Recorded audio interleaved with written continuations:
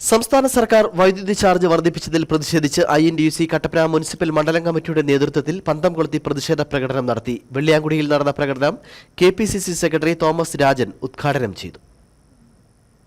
വൈദ്യുതി ബിൽ വർധനവ് അംഗീകരിക്കാൻ കഴിയില്ലെന്നും കുടുംബ ബഡ്ജറ്റിനെ താളം തെറ്റിക്കുന്നതാണെന്നും വർദ്ധിപ്പിച്ച ചാർജ് പിൻവലിച്ച് ജനങ്ങളിൽ നിന്നും അധികമായി ഈടാക്കിയ പണം തിരികെ കൊടുക്കാൻ തയ്യാറാകണമെന്നും തോമസ് രാജൻ പറഞ്ഞു.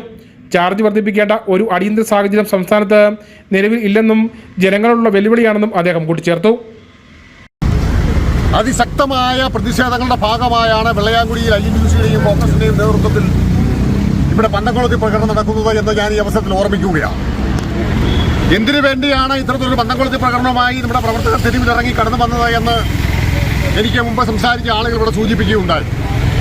കേരളം കണ്ടിട്ടില്ലാത്ത അത്ര ഭീകരമായ സാമ്പത്തിക തകർച്ചയിലേക്ക് ഒരു സംസ്ഥാനത്തെ നയിക്കുക മാത്രമല്ല, സംസ്ഥാനത്തെ ഭരിക്കുന്ന കെടുകാര്യസ്ഥത കൊണ്ട് സാമ്പത്തിക മണ്ഡലം പ്രസിഡന്റ് പ്രശാന്ത് രാജു അധ്യക്ഷനായിരുന്നു. സംസ്ഥാന secretary Jose Muthanattu, Kattappana block Congress committee secretary Sojan Velinjali, Joy Anithottam, Aneesh K Jabbar, Gireesh Krishnankutty, Madhu EP, Anil Ulukkan തുടങ്ങിയവർ സംസാരിച്ചു.